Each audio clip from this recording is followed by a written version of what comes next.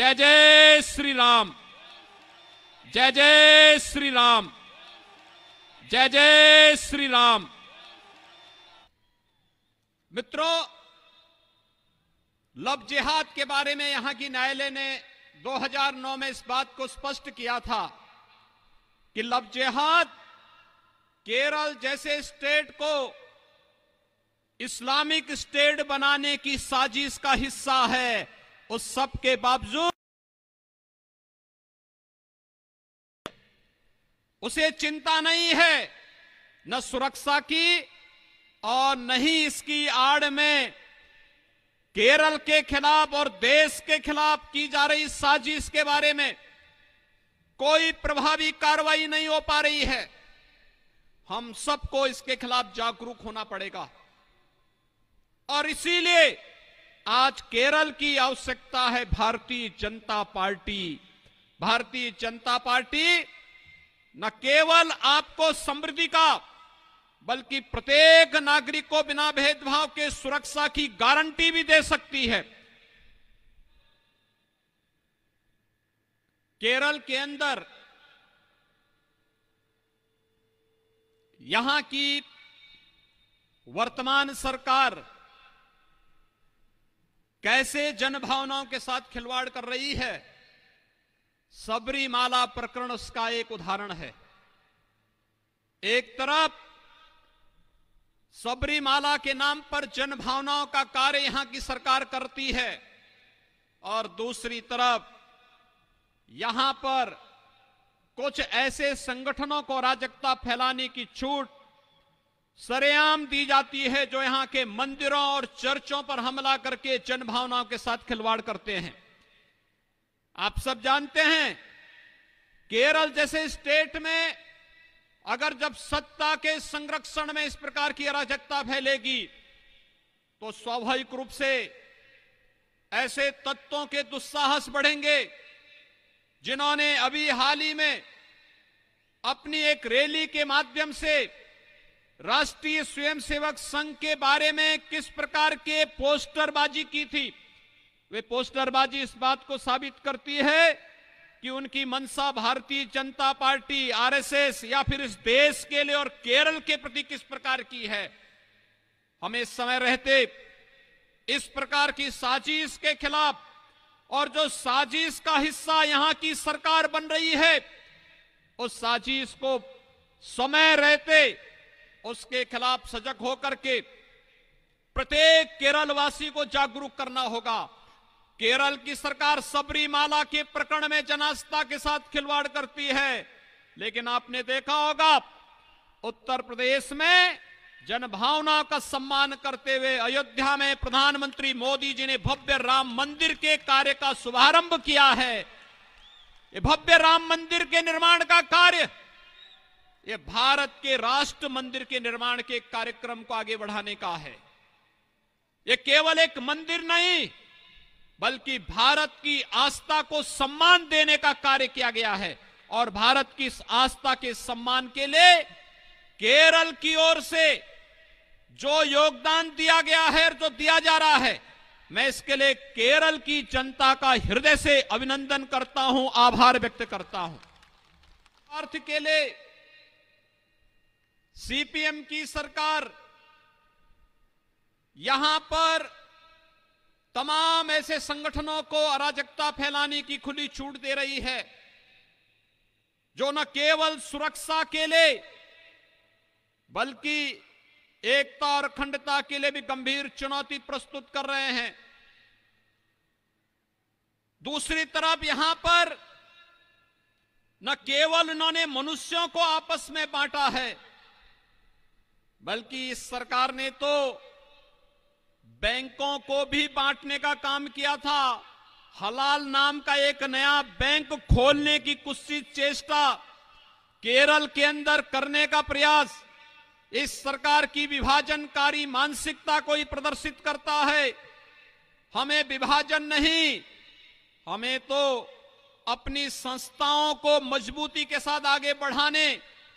और उसके माध्यम से प्रत्येक नागरिक के जीवन में खुशहाली लाने का कार्य करना है। आज प्रधानमंत्री मोदी जी के नेतृत्व में पूरे देश के अंदर जो अभियान चला है, सबका साथ, सबका विकास और सबका विश्वास, इस अभियान के साथ जुड़ करके प्रत्येक केरलवासी भी शासन की योजना से लाभान्वित हो सके, यह कार्य भारतीय जनता पार्टी अपने सहयोगी दलों के साथ मिलकर के करेगी और इसे यहां के जन जन तक पहुंचाने की आवश्यकता है कि भारतीय जनता पार्टी ही, जैसे मोदी जी के देश के अंदर गरीब कल्याण की योजनाओं को, नौजवानों के लिए योजनाओं को, महिलाओं के लिए की जाने वाले तमाम प्रकार के कार्यक्रमों को लेकर के आगे बढ़ रही है,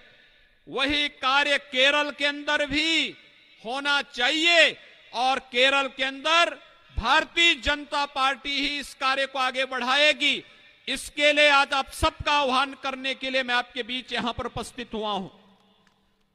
सहोदरी यहां का युवा यहां पर ईमानदारी से नौकरी न मिलने के कारण केरल से पलायन करने के लिए मजबूर हो रहा है और उत्तर प्रदेश में 4 वर्ष में 4 लाख नौजवानों को सरकारी नौकरी पूरी पारदर्शी ईमानदारी के साथ उत्तर प्रदेश सरकार ने उपलब्ध करवाई है। केरल की बहुत सारी बहनें तो उत्तर प्रदेश के अंदर भी वहां पे शासकीय सेवा में भी और निजी क्षेत्र की सेवा में भी कार्य कर रही हैं, कहीं कोई समस्या उनके सामने नहीं है। यही नहीं, निजी क्षेत्र में भी भारी पैमाने पर निवेश को उत्तर प्रदेश के अंदर आमंत्रित किया गया है और केंद्र सरकार की मदद से उत्तर प्रदेश में वर्तमान में 30 नए मेडिकल कॉलेज बनाए जा रहे हैं। 40 लाख गरीबों को एक आवास उपलब्ध कराया गया है। 1 करोड़ 38 लाख से अधिक लोगों को विद्युत का कनेक्शन उपलब्ध करवाया गया है। प्रत्येक नागरिक के लिए उपलब्ध कराई जाती है, तो उस योजना में भी मोदी जी और केंद्र सरकार का नाम कटवाने का प्रयास होता है। पैसा तो लेते हैं, लेकिन योजनाओं के नाम साथ प्रधानमंत्री जी और केंद्र सरकार का नाम जोड़ने में संकोच होता है। भाइयों बहनों, हमें केरल सरकार की वास्तविकता को समझने का प्रयास करना चाहिए। इनका विकास में नहीं, केरल के विकास में नहीं, केरल के नागरिकों के उत्थान में नहीं, बल्कि केवल सीपीएम के कैडर के विकास में इनकी रुचि है और सीपीएम के कैडर के विकास के लिए केरल की जनता के साथ धोखा बंद होना चाहिए और यही आह्वान करने के लिए आज आपके बीच में हम लोग आए। शुरुआत अच्छी होती है तो अंत भी बहुत अच्छा होता है और आज बीजेपी केरल की इस विजय यात्रा का जो शानदार शुरुआत हो रही है, शुभकामनाएं हैं कि यह यात्रा केरल के अंदर भारतीय जनता पार्टी की विजय यात्रा के साथ ही स्टेट में भारतीय जनता पार्टी बेहतरीन प्रदर्शन करते हुए सरकार बनाने की ओर अग्रसर होगी। क्योंकि मुझे विश्वास है, आज मोदी जी के नेतृत्व में जो विश्वास आम जनमानस के मन में आया है, केरल के अंदर भी वहां पर सीपीएम की सरकार थी